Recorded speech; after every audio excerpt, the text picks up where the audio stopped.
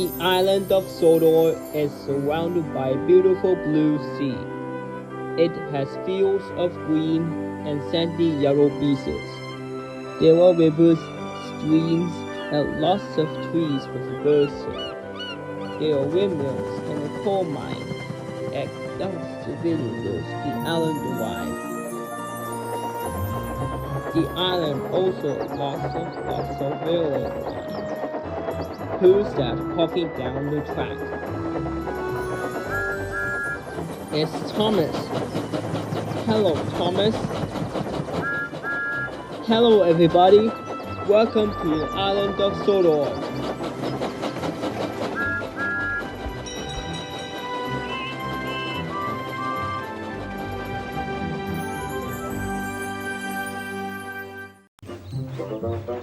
It was a glorious summer day on the island of Sodor.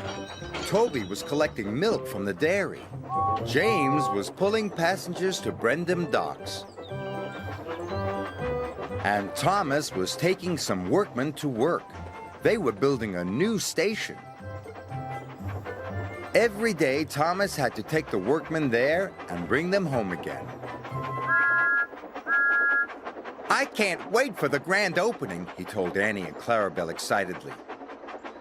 "There's going to be flags and a big band." On the way to the new station, there was a difficult bend in the track. Thomas didn't like it at all. He was worried about the bend. But his good friends Annie and Clarabelle were there to help him. "Slow down," they sang out. "Slow down and puff with care." So Thomas did slow down, and he puffed with care. "Thank you," Thomas puffed to Annie and Clarabelle. "I couldn't have done it without you."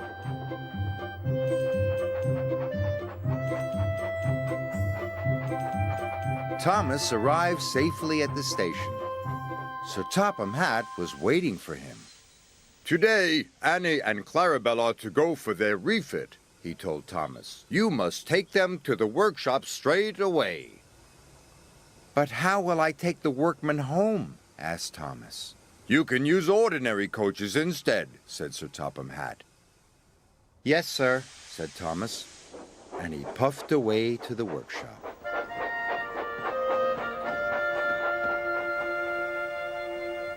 Thomas said goodbye to Annie and Clarabelle. He was sad. "I don't know how I'll manage the difficult bend without you," he told his friends. The next day, Thomas puffed to the coach yard.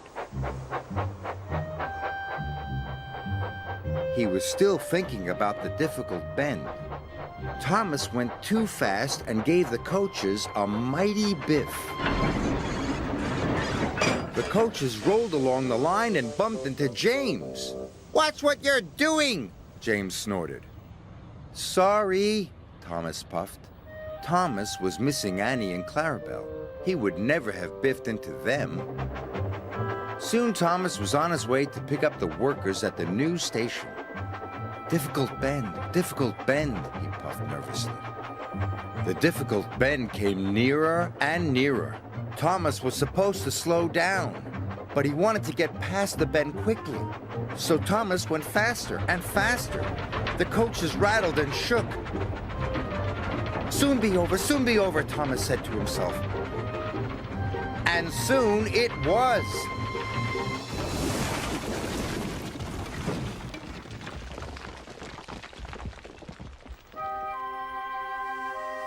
Luckily, no one was hurt. But Thomas felt sadder than ever. Harvey arrived to help clear up the mess. Harvey didn't like seeing Thomas so unhappy. "I can't go around the difficult bend," Thomas wheezed sadly. "I'm not a useful engine without Annie and Clarabelle." "You are a really useful engine," said Harvey, "and a jolly good friend." And he puffed away.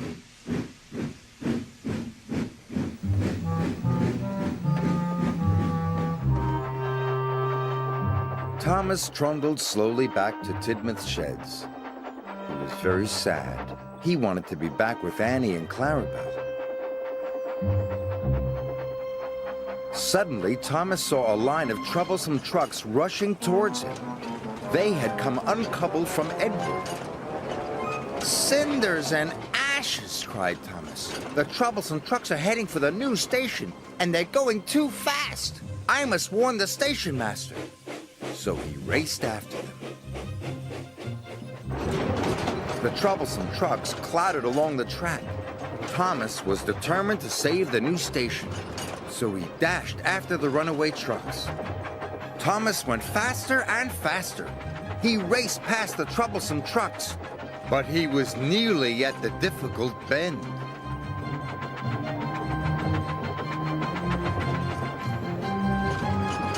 Thomas wanted to go fast, but he knew he couldn't. "Slow down," said Thomas to himself. "Slow down and puff with care." Thomas applied his brakes. He slowed down and puffed very carefully. He made it all around the difficult bend, all by himself. "I've done it," he tooted. But so did the runaway trucks. Thomas puffed as fast as he could. And he raced into the station just in time. "Runaway trucks are coming," he cried. "You must change the points." The signalman quickly changed the points. The troublesome trucks hurtled into a siding. They biffed and bashed the buffers.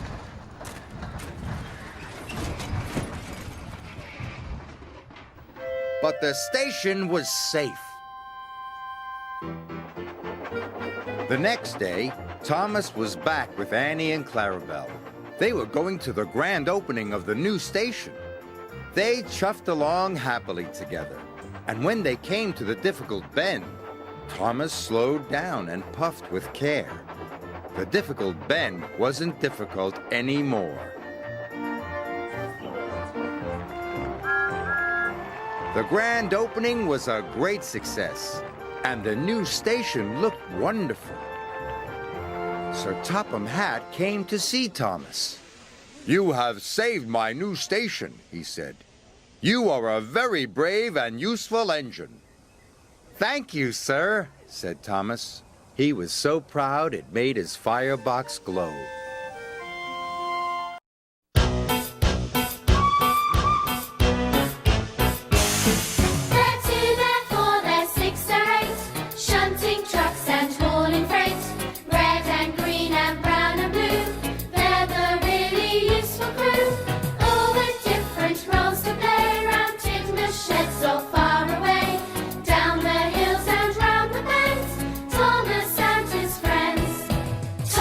He's the cheeky one. James! He's vain but lots of fun. Percy! Pulls a mail on time. Gordon! Thunders down the line. Emily! Really knows her stuff. Henry! Toots and huffs and puffs. Edward! Wants to help and share.